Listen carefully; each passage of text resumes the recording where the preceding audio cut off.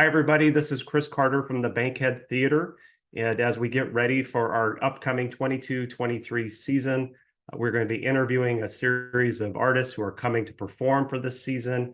And today I'm very excited to be talking to Chris Brubeck, who I share a first name with, which really makes it fun.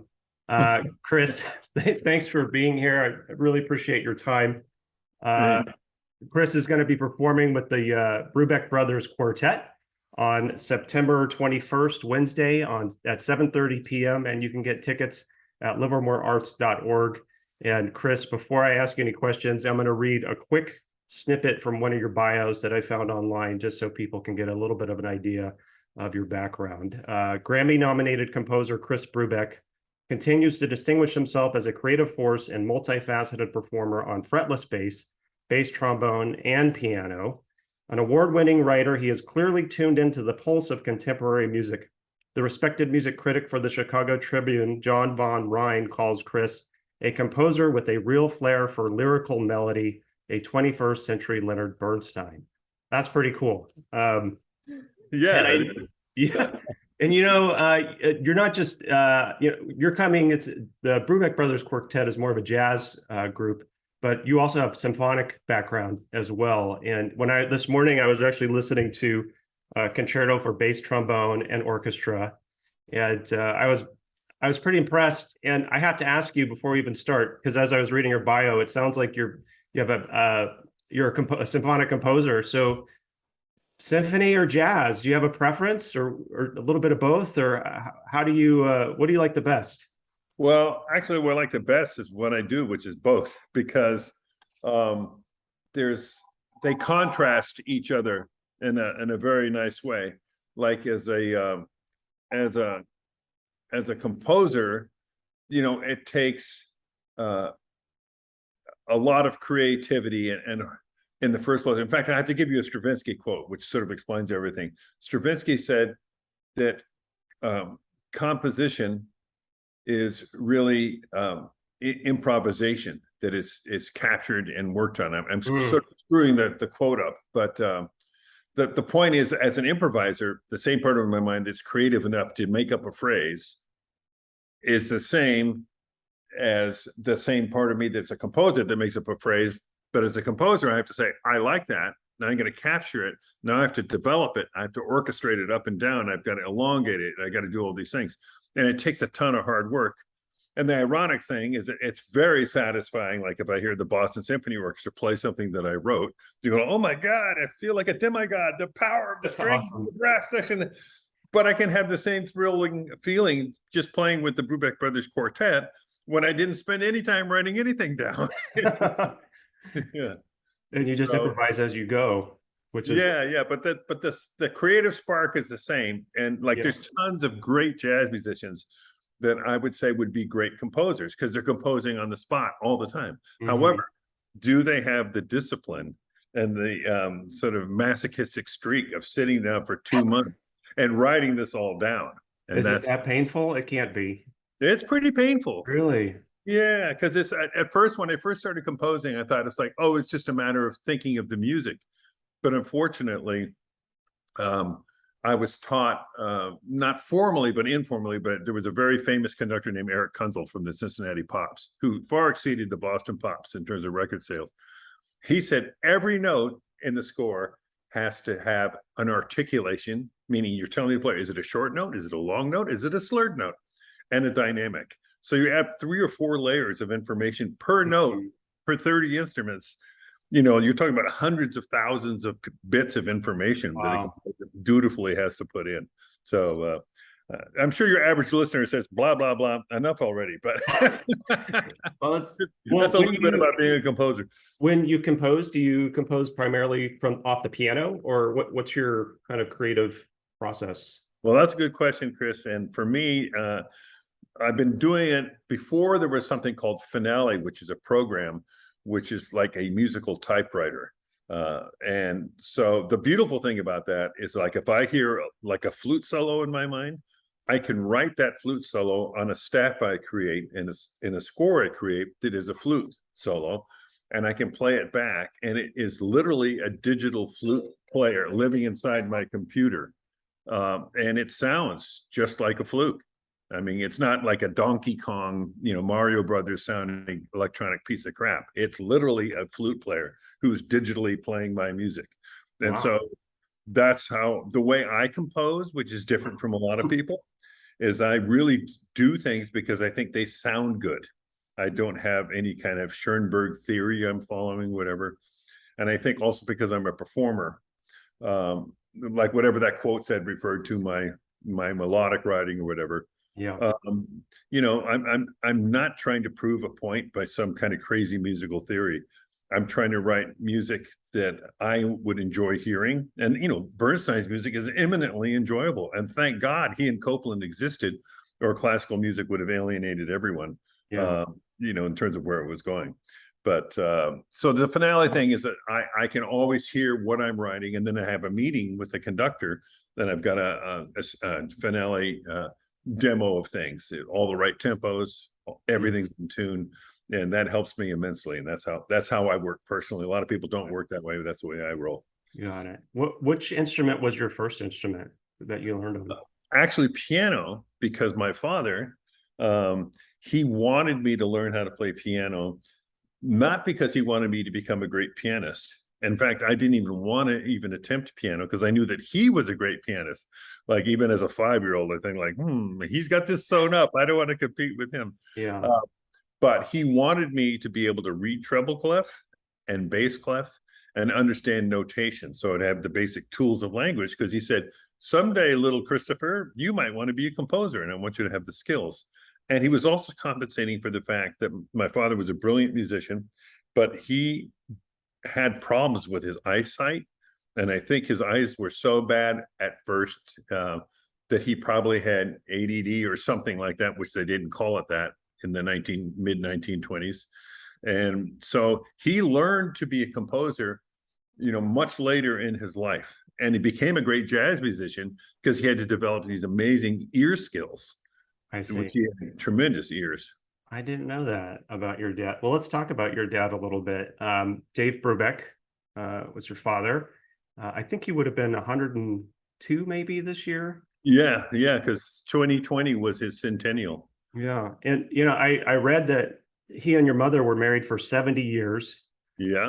Sounds like a pretty stable guy, which for, an incredibly successful jazz musician, that's not always the case. But so that's often not the case. Yeah, I know. It's kind of fascinating that he was able to do all that and seemed to like he had it put together pretty well. He was able to keep a marriage together and nothing scandalous seemed to happen. And he seemed like he was a pretty good father to you, and you had several siblings as well, right? Right. There were 6 kids in all, Yeah. and 4 of us turned out to be professional musicians. And we've all played with my dad. And at one point, my brother Dan, the drummer, who's going to be on this concert coming up, and my brother Darius, who did turn out to be, he started as a trumpet player, ended up being a piano player. Mm-hmm. And myself and my father, we had a group that toured the world as the new Brubeck Quartet. That was in the early 70s. We recorded and did that kind of thing. And then my youngest brother Matthew is a great cellist. And he lives in Toronto now, but he used to live in Berkeley and was in the Berkeley Symphony and did a lot of touring with a lot of pop acts and things like that. And we've all played together, and we had a great time. We learned a lot from our father. On the other hand, I got to say, and I'm not saying this out of pity, but just out of facts, people say, did your father teach you to play piano? Well, he was gone all the time because he was on tour all the time. So he had to find a piano teacher for me that he thought would be good and could, the consistency of a lesson time and, once a week and everything. So we had to have that. But we learned a lot from him just by osmosis. I played thousands of concerts with him, and I learned a lot that way. And as a matter of fact, a couple nights ago, I had a wonderful dream. Sometimes you have a dream where it's more than the dream. It's like more intense. It's like a visitation or something. But I dreamt I was in some concert hall and I was listening to my dad play. Oh. It put a huge grin on my face. I'm sure I was smiling in my sleep because I've heard him so much that part of my brain created a new concert of Dave playing his butt off. And I had the joy of hearing it, Did you wake up and try and play it right away? No, I didn't. I knew that was hopeless. He said, 50 times a piano player. I am, but but it was just the same Yeah. pure lifting my heart and joy. My dad, it was so funny as in his career, he got to this point. It was so much fun to play with him. He'd walk on stage and get a standing ovation for Yeah. about 5 minutes. And then he would just play so joyfully. And that's what people wanted to come to see. Like the comment over and over would be like, oh my God, he walks so slowly to get to the piano. We thought, uh-oh, maybe I shouldn't have gone to see him one more time. Maybe he's just too damn old, And then, as Herbie Hancock said, right before your eyes, he starts playing and he starts losing 10, 20, 30, 40 years. And he has all this energy and technique and music. And my father just loved playing old standards. Like he loved to play On the Sunny Side of the Street. Here's a guy that wrote Blue a la Turk and Henry and all this challenging music. But the innocent joy of a song like that and sort of creating a happy vibe is what he came to want to do the most for his audiences, and everyone loved him for that. One of his most favorite things was Downbeat magazine has a poll, that's the most famous jazz magazine, for the most popular jazz group, not the critics, but for the audiences to want to see. And Dave's group won that. I might be off by a year or two. Let's say they won it in 1961 or something. But his group won it again in like 2003 or Wow. something. A 50-year span, the same group. And the only person that was the same was him, so he's doing something right, What is it about that music that just resonates generation after generation, you think? I'm not sure. Like at this point, like when my brothers and I were playing with my father, there was this show that went on the road. It was almost like a traveling musical circus. It was called Two Generations of Brubeck. And for example, my father did a record called Jazz at Oberlin. It was a pretty famous, well-reviewed record. So we would go back to Oberlin College, and it would be on Parents' Weekend. So the kids that were in college were more like my age. And they would say, oh, I don't like jazz so much, I like rock and roll. But I had creative rock and roll groups, so we play. And then my father would appeal to the people that were his age, the parents of the kids in college.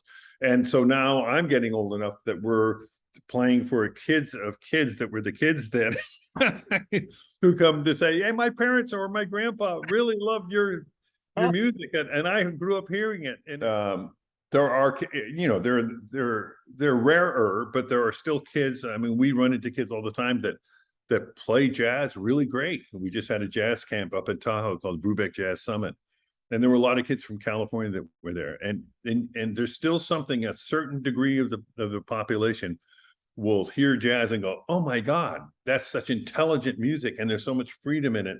And I'm crazy enough, I'm going to spend the rest of my life trying to play this stuff. Yeah. It's just beautiful that people feel that strongly about it when they discover it. Well, we have a program here called the High School All-Star Jazz Program, East Bay High School All-Stars. Oh, great. These are students, high school students from around the East Bay. They have to try out for it. It's run by a musician. His name's Spencer Sussman, and he's a pretty proficient jazz artist who's toured around the world, and he's come back to run this program for us. And it's competitive, and the idea is to give them an opportunity to experience what it's like to be a professional musician, and especially in the jazz world. And we give them gigs, and we book shows for them, and they perform on our stage and other stages, and it's really a great program. And I think you're right. It is there's something about it that it speaks to your mind in a different way. I remember I had a professor tell me once about listening to jazz music is to imagine somebody kind of poking you when you least expect it. And, there's just something about it that really makes you think and move in it differently, which it sparks your brain. So I love it too. So. Oh, that's great. And I want to say something too, is that when you're talking about my parents' long marriage, there's a lot of things about my mother that the general world doesn't know. But she's the one that invented the idea of doing jazz concerts at colleges. And it's Oh, she was tired of my dad coming home from legendary jazz clubs like the Black Hawk, like at 3 a.m. and smelled like a cigarette because everyone smoked in those days. Because doctors used to have full-page ads about smoking was good for your health. Keep that in mind. Life magazine. yeah. Yeah, you can always trust those corporations to tell you the truth.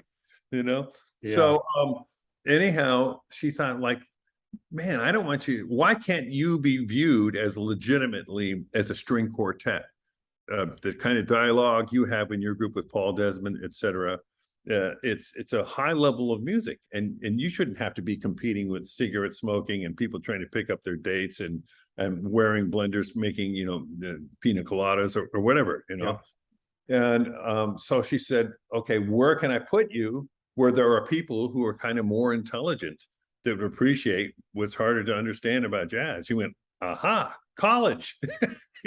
There's already a filter system there. The brighter, more motivated people are going to college and they'll probably like jazz. So she wrote to all these places and said, please consider having my husband come in and play. And one of the earliest records he did was Jazz Goes to College, Jazz Goes to Junior College, opening up that market. And so besides being a lyricist, that's one of her great contributions to just the general field of jazz. Yeah. Well, my dad went to college in the early 60s, and I was telling him about the Brubeck Brothers Quartet coming, and he was very excited. And he said, he reminded me that's pretty much all he listened to when he was that age. So I think your dad probably had a big influence on that generation. So yeah, and it's amazing because we've been fortunate enough to meet some pretty heavy people that tell me the same story as people that aren't that heavy, which is including like Bill Clinton and Barack Obama, and Senator Richard Blumenthal recently. Like this is the music that really turned them on. And I have one theory about Take Five becoming such a big hit, which is it doesn't have a ton of chord changes. It's almost over like an E flat pedal, and it's very modal. And that was at the same time that Indian music was starting to come in to the American consciousness. And I don't think the average person would tie those things together, but I think somehow it was in 5, which was weird. It didn't have a ton of chord changes, and it had that thing going on. So I think that was all in the ethos, and it all sort of came together for that song to take off. yeah. And I remember when I was a kid, people sometimes will ask me like, well, when did you really get it in your head that your father was really a big deal? And I remember very specifically, he was doing a concert in New Jersey, and I was sitting in a diner, and the kinds of diners when you were a kid where there's one in each booth, and have these like metal menus that you can flip the pages. Yeah. And I'm sitting there, it's like, Rolling Stone, Satisfaction, Beatles, She Loves You, or Beach Boys, whatever. And then it was like, Dave Brubeck Quartet, Take 5. I'm going, oh my God, my dad made the jukebox. He's in the jukebox. Looks significant. That's awesome. Were you ever, because you grew up to be a professional musician, was there anything else you wanted to do? Or were you kind of, sometimes when you have a successful parent, it's a little bit of a challenge to follow in their footsteps, but did you always want to be a musician? Or was there anything else you wanted to try out? No, it was pretty much always music. I mean, I just had a fantasy, like when I was in 3rd grade, I loved watching Willie Mays and the San Francisco Giants, and or some sort of fantasy about basketball. But in 9th grade, I was the last kid cut from the freshman basketball team, and when that happened, I was bummed out. And I said to my dad, "Hey, I know there's this really cool music school. Can I go there instead, since I didn't make the basketball team?" And I was very lucky to be thrown in with all these super talented high school kids that went on to Juilliard and they became very famous in the classical world. And so my big thing that was different is that I knew my dad had jazz also on up, as I wanted to have did have very creative rock and roll groups that were very, very different. One group was called Sky King. It was very funky. I remember Chicago sometimes called us Thinking Man's Funk, and I like that idea. And so I did that till the mid 70s, and then after we put out our 3rd album, it's like we ran into some shenanigans with Columbia Records, and half the band quit music, and we're bummed out. My dad said, "Hey, Chris, man, why don't you start playing jazz with me? You got the chops." Yeah. so I did that. At that point in my life, I was ready to do that, having paid all the dues. You know, you got 2 vans, you're going on the road, you don't have enough money for a gig, so you sleep at a rest area on the side of the highway. You know, I'd done all that stuff for a few years. It's like, okay, I'll do the better gigs now. I'm ready. Yeah, twist my arm. That sounds great. You are a Bay Area guy. You mentioned the San Francisco Giants. Your family has roots in the East Bay, is that right? Absolutely. My dad was born in Concord, and his parents had something to do with Concord too. But when he was very young, they moved out of Concord, and God knows how big that was in 1930. You know, maybe it was a town of 5,000 people or something. I don't know. But they moved to a minuscule town called Ione. Mm-hmm. And our grandfather, Pete, Grandpa Pete, was a real cowboy, like a rodeo champion roper from the Salinas Rodeo, you know, which it's not for sissies. You got to be the real deal to compete down there. And he was hired to manage a 40,000 acre ranch. And if you ever go up one of the big highways, you still see Grant Line Road as an exit. That was the edge of that ranch. Wow. Yeah, that he managed. So I always kid with my dad, you know, I said, hey man, you grew up eating organic beef whenever you wanted.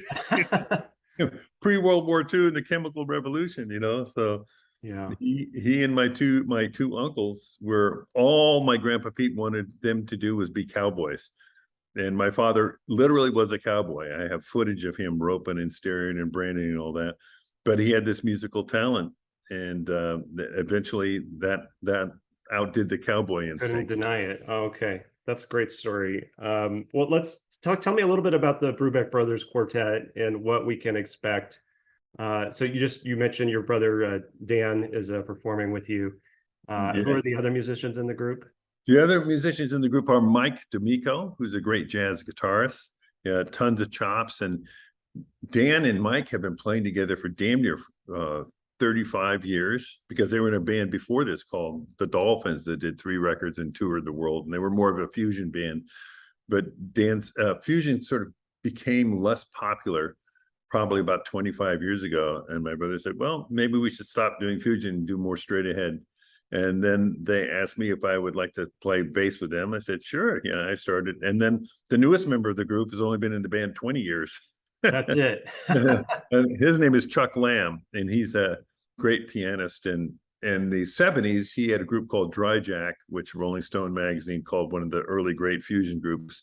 But he, you know, all of us have that background where we played fusion, we played funk, we played rock, but we all love straight ahead jazz. And when we play quote unquote straight ahead jazz, all those other elements, you know, sneak in a little bit. Mm-hmm. But you know, it's basically it's jazz. It's not far out jazz. It's not Dixieland jazz. You know, it's jazz that's roaring right up the middle. And fortunately, we've put out CDs that did really well in the top 10 of national airplay. So I know that, you know, it's not my total fantasy that we are good or know what we're doing, or at least there's a lot of radio stations that support my fantasy that we're good. We know what we're doing. So we can expect a good show. Last question.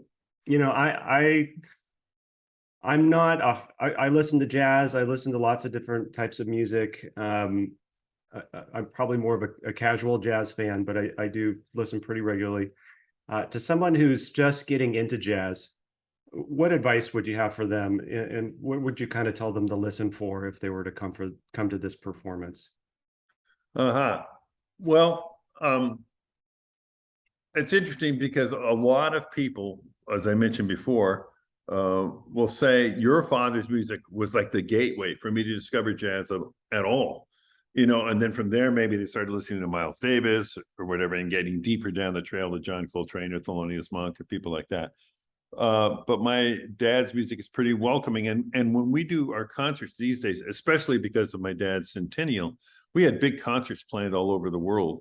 For like a Royal Albert Hall with the BBC Orchestra and the Hollywood Bowl. And unfortunately, COVID wiped all that out.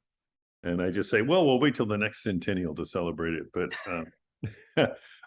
we've been doing a lot of Dave's music as part of that sort of centennial salute. Mm-hmm. So that's one thing the audience can expect is to hear, you know, our interpretations of Dave's timeless music. But in terms of what to listen for, is just to understand that jazz is a lot like, if you know what the classical term means, is like theme and variations, where you state the melody. Like people will say, well, how much of what you played is improvised? And you'll say, well, there's a structure, and then we're making it up on top of that, and we listen to each other, and everything's changing all the time. So it's probably about 90%. And I really discovered that a lot of people actually don't believe that that could be true, that you can play so well that it sounds like it's rehearsed as a string quartet where every note is written out, but it's actually just everyone being a really great musician and listening. And that's the thing that an audience can really feel. It's like I love classical music and I love hearing, orchestra music, but when an audience witnesses people actually creating something in front of them, they can often feel that. And I remember I loved that this little old lady came up to me after concert once. She said, I love the way you boys played music. It was so fun. It was almost as if you were making it up as you went along. And so I thought that was great, but rather than being condescending about it, I thought, that actually says something like we're magicians from their point of view. Like that was so together. It couldn't have possibly been that we just made it up. Yeah. It had to have been rehearsed. And so it was a great underhanded compliment. Well, it might just be inside of you and you're just conjuring it somehow, but I agree. I think that's one of the wonderful things about your style of music. And by the way, go ahead. When we play in our concert, we usually have a tune where Chuck literally makes something up that's never, ever, ever been played before. Like just, okay, I'm turning you loose, Chuck. Just do what you do. Because he's great at just totally improvising whole cloth from zero. And my brother Dan is a really exciting drummer in terms of playing creative drum solos and odd time signatures. I would consider him to be one of the best in the world. And, he's been doing it for 50 years, playing drum solos on Take 5 around the world. And it just boggles everyone's mind how he can play so polyrhythmically, and he has a lot of energy. It's sort of like if Keith Moon from The Who became a jazz drummer, that kind of energy. And Mike has all blues and jazz and bebop chops, and I'm willing away in the fretless bass. So we have a real cohesive group with its own sound. And I think that everyone's gonna relate to that combination of having a good time and playing creatively. And my dad always said the audience is the fifth member of the group. The energy we get with an audience, I mean, if they give us energy, it comes right back. And pretty soon you've created this beautiful little musical monster between the audience and the musicians. It's great. Well, great. What a gift. And I was just thinking, because you mentioned Thelonious Monk, I didn't even realize this, but we've booked two second generation artists, jazz artists this season, because we have T.S. Monk coming. Oh, great. A few weeks after you. So Thelonious' son is going to be here as well. Oh, man. Well, that's fantastic. Yeah, so we're very excited to have you come to the Bankhead. I personally am really looking forward to it. And I really appreciate your time today, Chris. So Chris Brubeck with the Brubeck Brothers Quartet coming to the Bankhead Theater on September 21st. You can get tickets at livermorearts.org. Come for a great show. It's if you've never been to the Bankhead Theater, Chris, acoustically, it's a really great venue. I think you're really going to enjoy it. So thank you again. And thanks, everybody. Bye. Thank you, Chris.